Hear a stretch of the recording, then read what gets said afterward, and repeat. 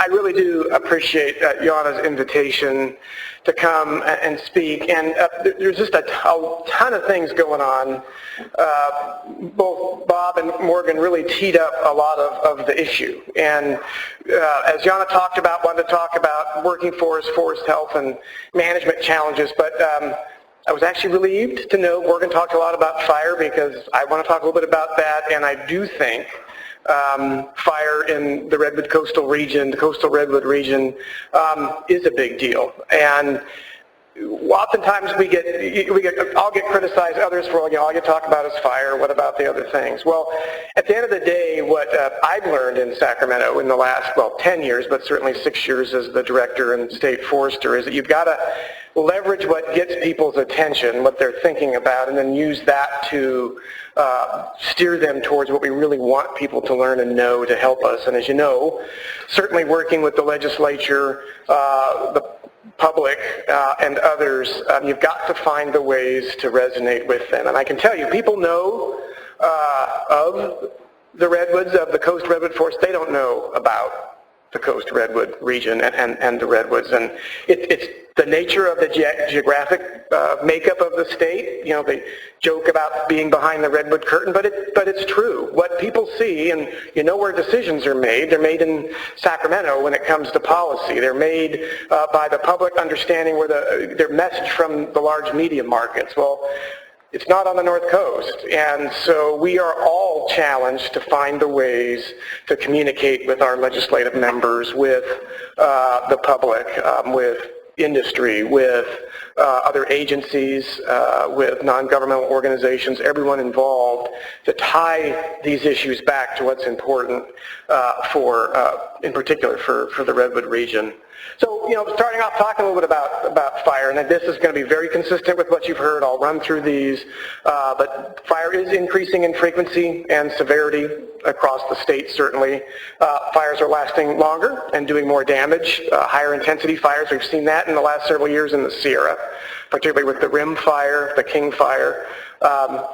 Becoming more challenging to suppress, and because of the conditions, 5 years of drought, changing, mean temperatures increasing, vegetation regimes changing to become more flammable. It's causing more immediate life safety concerns. Just last year, we had the 2 new fires in the top 10 most damaging fires in the state's history. The Valley Fire in Lake County is the top 3 now, and the Butte Fire in Calaveras is the number 7, and that's a big deal. And that's not just about acres burned, cost of the fire. It's about all of the above, and this is in terms of structures destroyed, and impacts to the watershed, to the communities, and the overall impact that those fires had. Those are becoming the fires, they're no longer the fires of the future, they're the fires that we're facing now. And something I talk about a lot within the department in the last 3 years has been we're no longer saying that fires aren't burning like they used to. It's, well, no, this is how they're burning, and so we need to start understanding what that means, not just from facing it head on from the fire suppression and life safety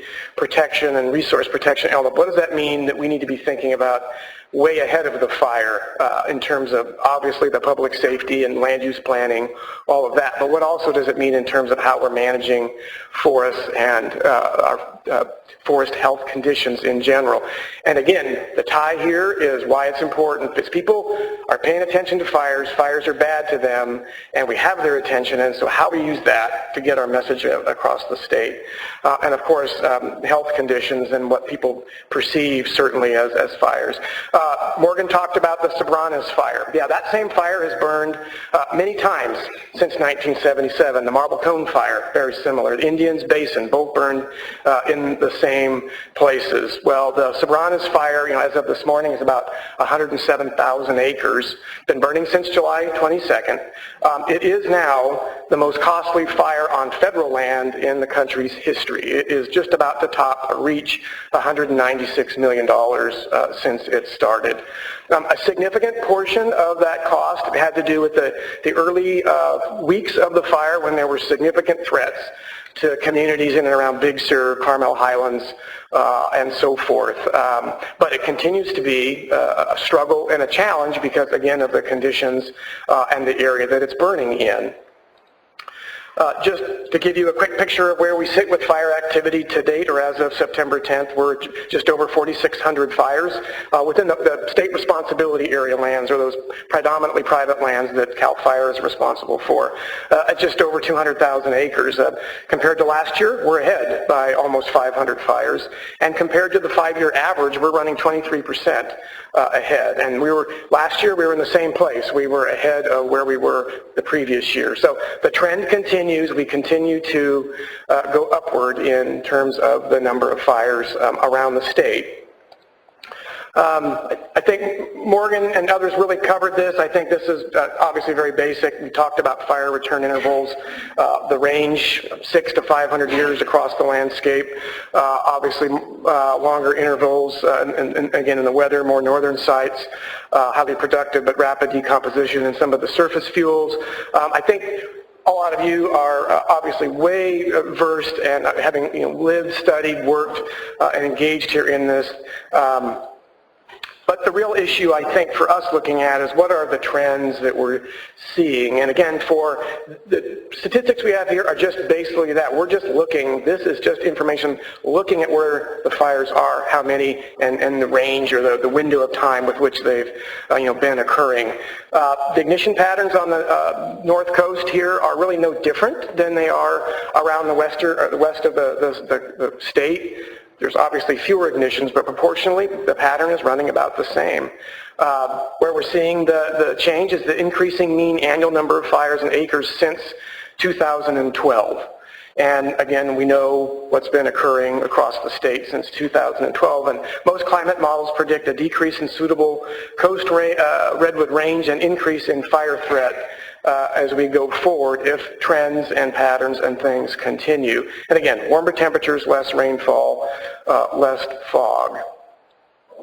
Fire history, and again, this tracks very similar to Morgan's map, probably hard to see for many, but at the end of the day, 1960 to 2015, that was the fire makeup, fire pattern, the history across the coastal Redwood Range.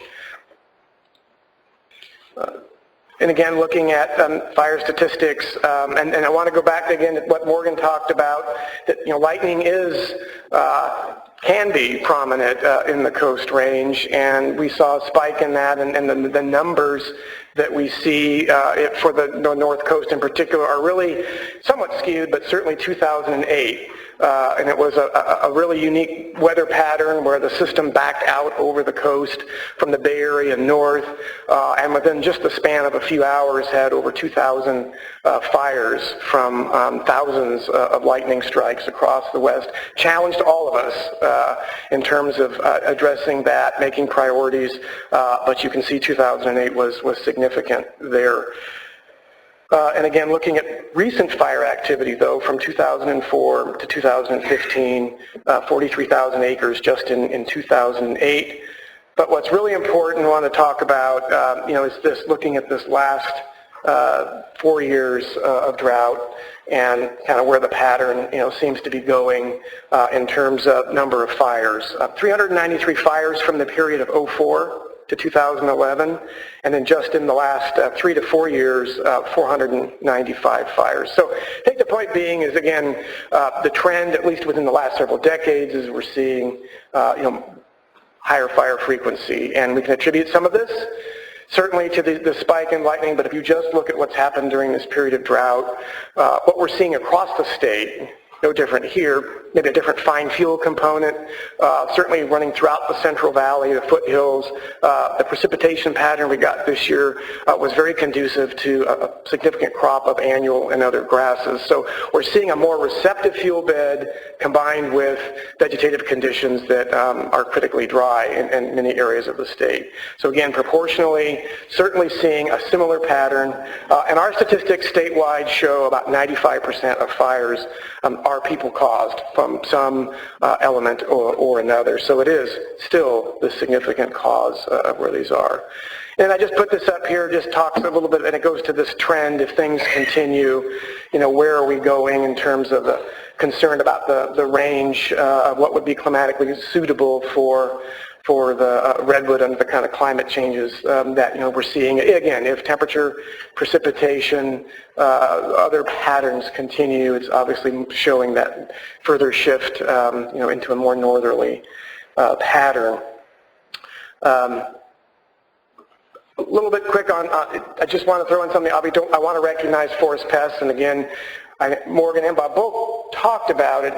There aren't a lot of pests that attack the coast redwood. It's one where it's obviously very resilient, but something that I think is important and very high on everybody's radar screen is obviously sudden oak death. And I know it may be hard to see, but it's really more, again, it goes back to certainly the fire threat and the impact of a higher dead component of tan oak within these stands impacted by sod, and again, increasing fire intensity within the redwood stand. And again, what does that mean? And I think Morgan challenged us to some really good questions about giving that some thought. Is that good or bad? Or how do we address that? And I think everything I'm talking about today is really saying things are changing, things are happening. We can't do things the same way we've been doing them, and it's not necessarily to give an opinion one way or the other on things, although you will hear some of that. It's about we need to be thinking differently about things and how we address it, and it goes not only from how and again, we're going to continue suppressing fires. We have 38 million people in the state. We have a responsibility. But how do we do it smartly? The Sobranos fire was no different in terms of how we looked at that to work with the Forest Service on a fire that historically we've never been able to address the same. Fires have always gotten big there. So to keep doing the same thing over and over again isn't going to get us anywhere. And so we've started some discussions about how we might look at that kind of fire environment differently, and it's no different as we look at the changes going here in the Redwood region.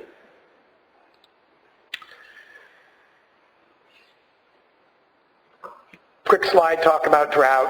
I think everybody's seen these slides. 2016 isn't quite as bad as 2015 because of a little bit different rainfall pattern. But at the end of the day, we really are working toward a sixth year of drought throughout much of the state. And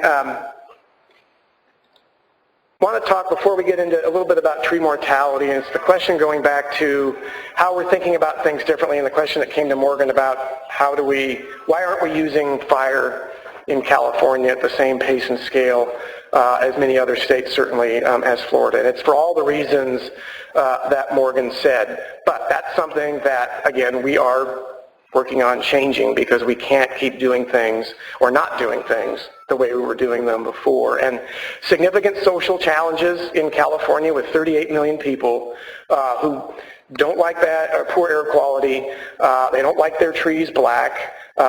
Most of the voters are in large urban areas who have their own vision of that fire is bad. A 5-acre fire in Griffith Park in the city of Los Angeles will make CNN and international news before we even know about it.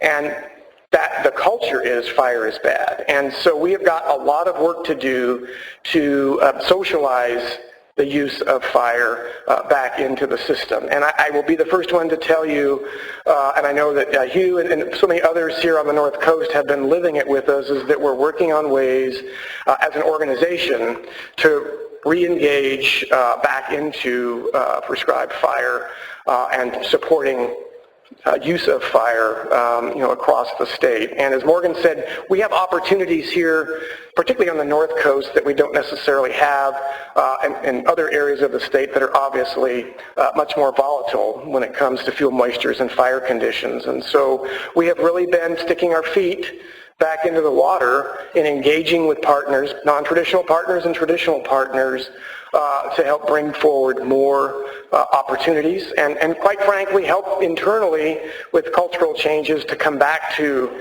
being a partner in the use of fire. And for all of the reasons Morgan said, it's, there were fiscal issues. We went through some difficult budget years where those kinds of programs took all the cuts, and we kept firefighters on the road, but we lost much of our resource management and much of our expertise in those kind of programs.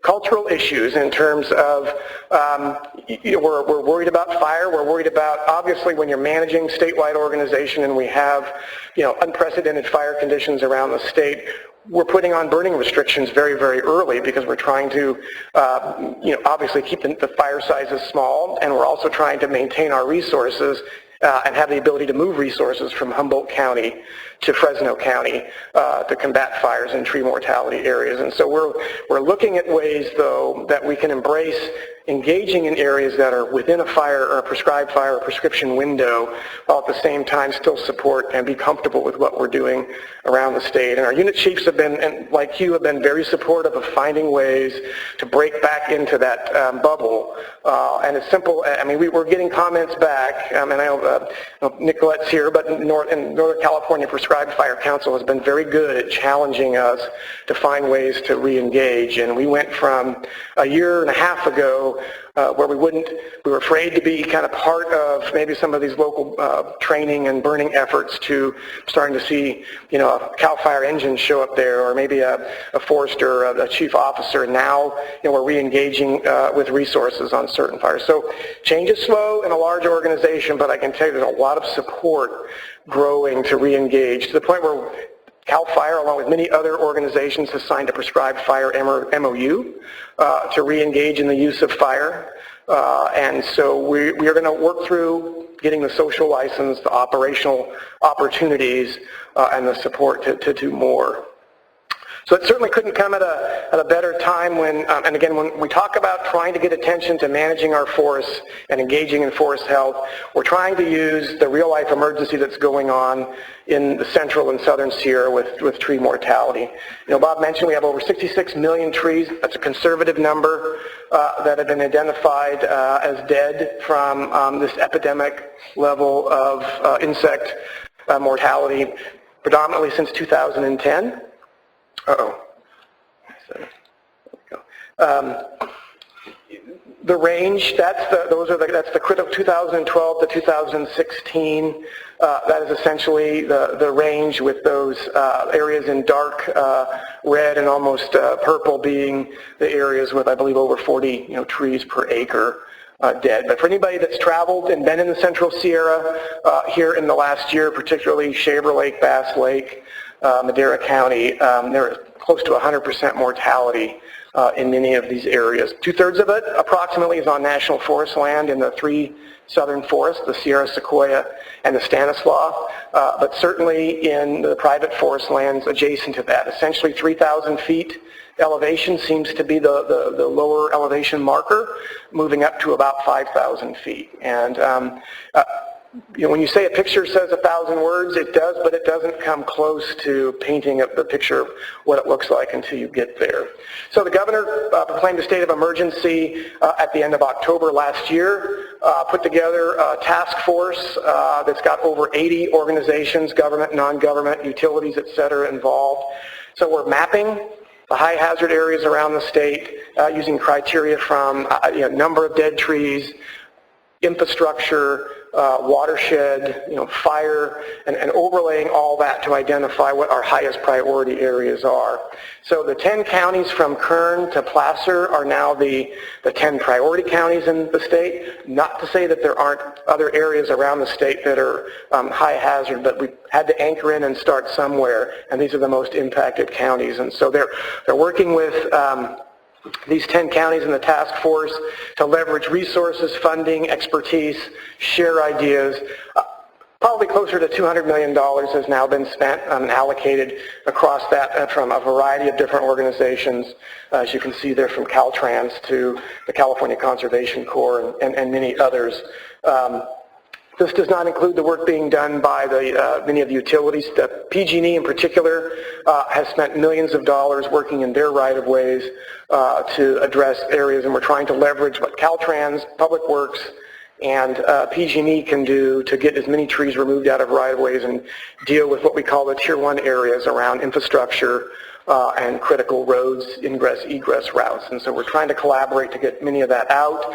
But as you can imagine, we won't touch the 66 million or more trees that are out there. So it's just trying to address right now those that create an imminent life safety threat. What's important, though, and I'll point back to it, is we're leveraging the opportunity with this task force. There are several working groups there, one of which is looking at forest health and forest management, and we're trying to leverage this. The longer-term solution here is the trees that are dead.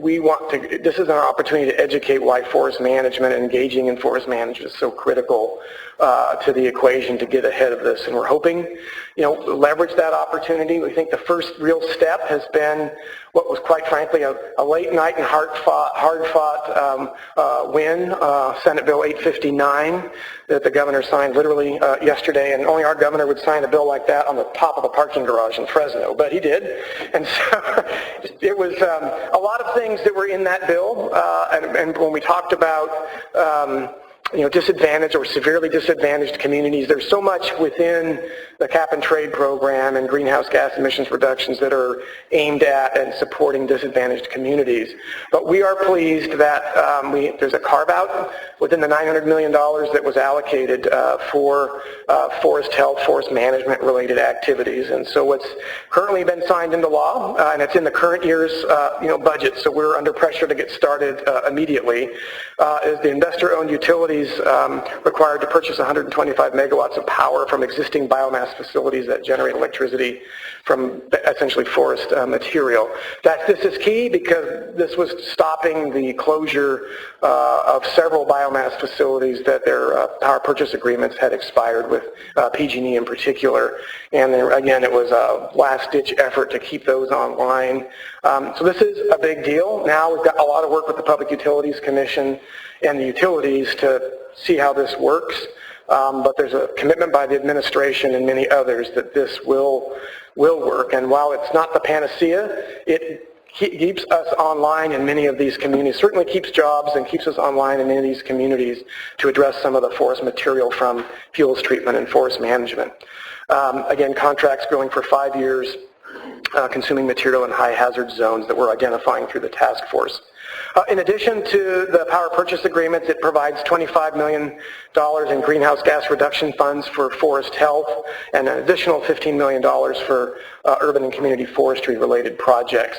So the $25 million we're going to be gearing, we'll be looking across the state, not just within the tree mortality areas. Obviously we'll be looking at projects within the tree mortality areas that can support that, but it's bigger than that. And while it's not as much money as we certainly would like to see down the road, these are opportunities, and we've already been having discussions with the Nature Conservancy and many others on some landscape level projects, some just south of here on the north coast, that the forest management may not be the first priority of the project, the coho salmon restoration, but that forest health, forest management is a component in order to achieve those goals. And so we're trying to look at projects that obviously all achieve and work towards forest health, but use some unique partnerships and collaboration to meet local watershed goals. And again, it's not always just about putting the forest as the first priority. It's about working on what is the goal of that watershed restoration and allowing the forest health and forest management to be part of that solution. So again, we're just now working on how that will roll out across the state. But obviously $25 million is not much when you talk about the size and challenge that we have. So we're going to be looking for collaborative projects that get the best bang for the buck and really demonstrate how forest management and forest health are where we need to be and can achieve, again, carbon sequestration and greenhouse gas reduction. the goals continue and the pressure continues to stay. As I know folks know, AB 32 passed in 2006 requires emissions to be reduced by 2020 to the 1990 levels. That's what we're operating on now, or have been since 2006, which is an aggressive goal in and of itself. It's where the 2008 Climate Change Scoping Plan came from, AB 32, with the recognition that forests play a key role in this. I think we all know this, preaching to the choir, but forests are the one place where we can sequester carbon, and we can actually generate, again, more storage. So there's all this that's going on is creating an increased emphasis on the need to engage in and manage forests. We're working on a forest carbon plan that will look at all of the co-benefits that are associated with engaging and managing and using forests as a carbon sequestration source. And so that project is due to be completed by the end of 2016. There should be another set of public workshops coming out here within the next month or so as this finishes up. But what's critical is, again, we're working on emissions reductions and using forests to the greatest advantage that the state can. And it's not just the private working forests in the state, but it's the federal, national forests and others that are a key component, again, for that. And then because the governor is always interested in challenging us to the very end, just within the last week or so, he signed Senate Bill 32, which in just a very nutshell increases reduction goals to 40% below the 1990 levels by 2030. So the pressure is on. This is something that he is very passionate about, the administration is, and while it means a lot of work, we have an opportunity right now, unlike we have had for many, many years, to be engaging and finding ways together, to even get close to this goal is significant. Just real quick, I think folks know about the Timber Regulation Forest Restoration Program, or TURF, the 1% fee on lumber, assessment on lumber. It's looking at, obviously, transparency and efficiency in the state's timber harvest program. Been certainly very engaged in that with our partners. It requires ecological performance measures, forest restoration grant program. So certainly monies can come out through the CFIP program or others to do restoration.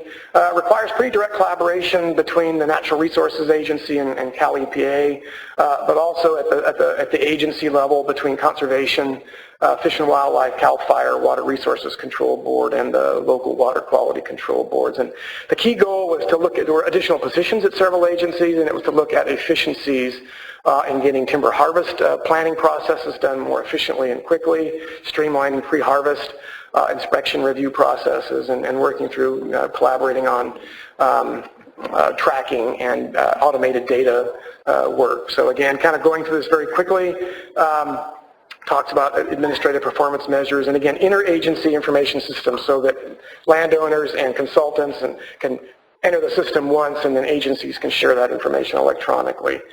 A number of projects going on, a pilot project implementation in the Campbell Creek watershed, South Fork 10 Mile River watershed. Again, pilot project is to just demonstrate how we can be more efficient in this program on the ground across agencies.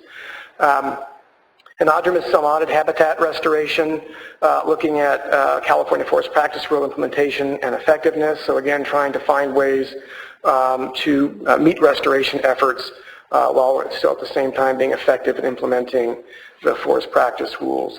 As it relates to the anadromous cell-modded restoration, 2 successful projects, the Mendocino County Resource Conservation District applied for and received several wood enhancement projects, both in the South Fork of the Garcia and the North Fork of the Koala. So again, I know a lot of folks probably already know about that, but Pete Cafferetta and many others have been working very diligently, and with many others supporting that. And then working on forest practice rule implementation, looking at water quality, and again, anadromous salmonins with the Casper Creek watershed on the Jackson, Swanton Pacific Ranch on the Central Coast, and the Railroad Gulch Best Management Practice Effective. So a lot going on as it relates to using that program for more efficiencies, particularly up here.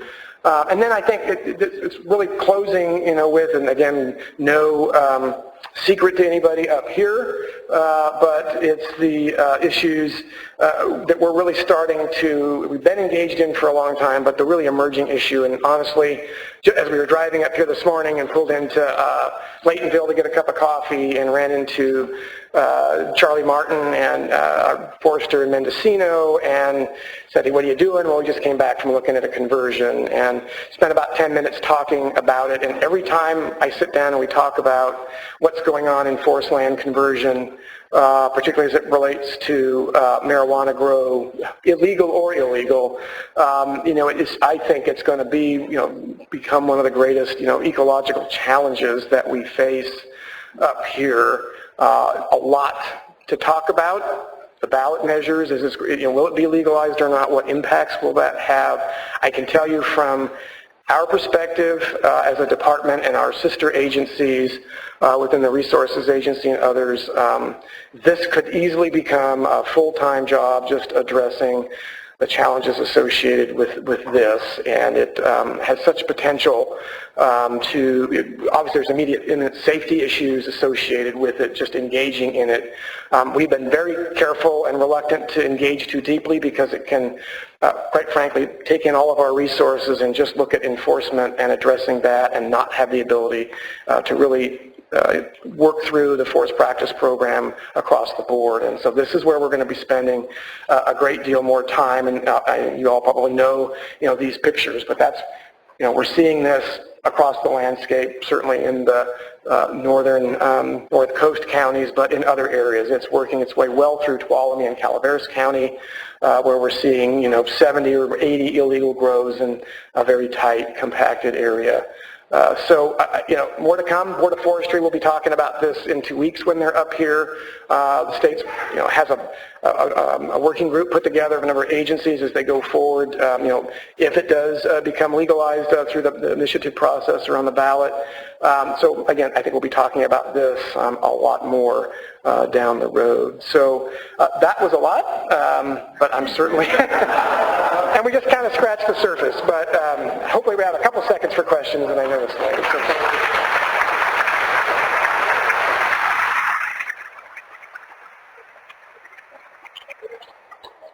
only imagine what keeps you up at night.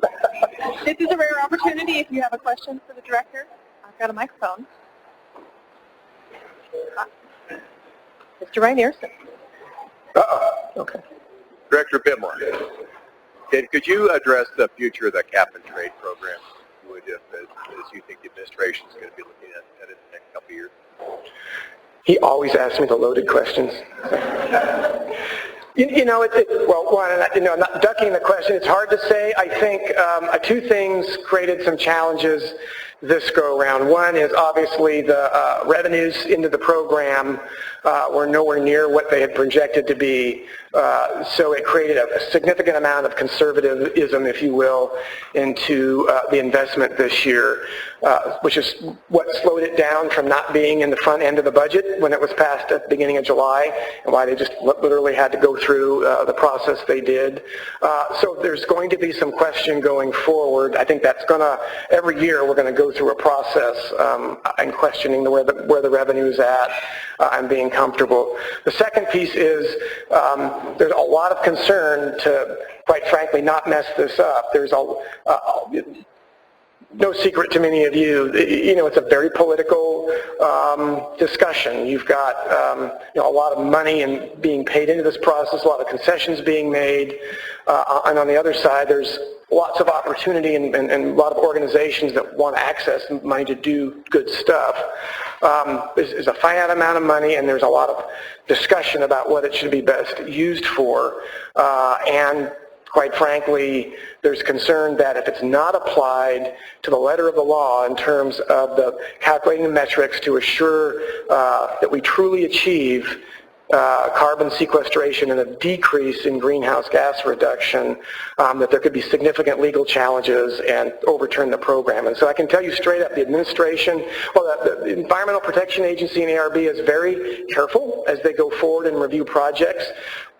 Helge Ing in our shop has been working very closely with ARB to get metrics approved, because forests are not easy places to talk about tangible change in the span of anybody's political lifetime. And so this is not the work for somebody who has a microwave mentality. Well, the challenge is votes, all those things happen in 2- and 4-year increments, not in 30- and 40-year growth cycles of forests. And so we have had a significant challenge articulating what we know happens in a well-managed, sustainable forest, that we can show growth over time, but it's difficult when we're educating and working with others of that. So it's a very high-risk endeavor for the Air Resources Board and others to engage in. But folks have done an amazing job at that educating, and it's not just us, it's Bill Stewart's, and it's so many others that have been, providing that professional scientific information.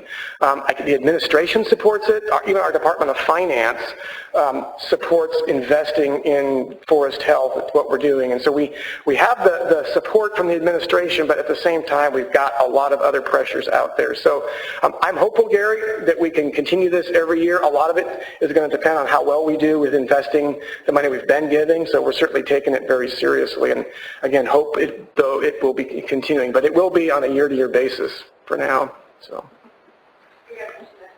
Yeah, I have a question. I think, you're right about this is an opportunity for leverage, this drought and this emerging and subsequent tree mortality. I'm curious about what education needs you see for obtaining social license to actually manage for forest health and resilience. Good question. It's going to be on multiple fronts. We've got to use tools and get back into the urban areas and start at the lower grade levels and keep the message simple, but tie it to things. And we talk a lot about water and what resonates with people across the state. Well, water. And so how do we take water, which everybody knows, and tie that to the importance of where it comes from? We take fire and we use, rather than just keep, we're the best ones at talking about how fires are bad.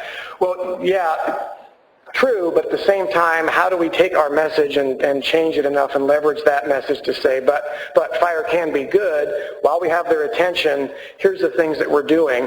And then we actually have to do some things. I mean, we've got to take some risk, put some fire on the ground. It's all calculated risk, but we have to take the risk and put some fire on the ground and show people we can do it. We've got to earn people's trust back to get the social license, and we're starting that. We're increasing certainly our pace and scale during the winter with some of the extra resources the governor gave us. But it's going to take everybody leveraging every opportunity in traditional and non-traditional forums to try to make a connection from people to the forest and the value.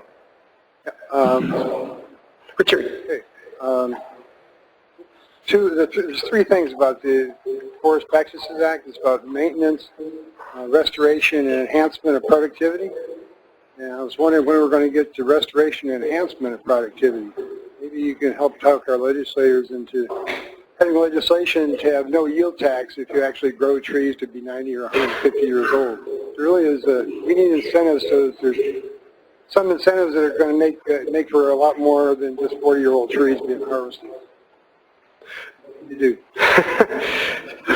It's a good question, Richard. A lot of it is, one, it was in a number of reasons, but certainly one of the tenets of the TURF, the Timber Restoration Fund, was it's not just about enhancing the regulatory side of the program, but it's about the investment in doing work. And so one of the things we've been engaging with the Resources Agency under Russ Henley's leadership has been, how can we get more of the restoration funding out there? How can we start working with landowners on building those longer term plans? There's a significant education component there. A lot of it is education, too, Richard, and you've been to the board, you kind of know a lot, and you understand the dynamics and the challenges that folks are under there. I think we need to focus on, and this is sort of, for me, the take-home message, and it's probably a little more generic and vanilla maybe than what you're looking for, because you ask a very tough question. But at the end of the day, I think there are a lot of things that we agree on in forest management and sustainability, but we get caught up in sometimes the things we're not agreeing on, the things that are taking our attention away, and I think we just need to keep our efforts focusing on, I find very few people that are disagreeing that long-term sustainable management, forest health isn't the place to start, and that means active engagement in the forest. Sometimes we get just caught up in what does that look like and what does it mean. All right. Thank you. Thank you.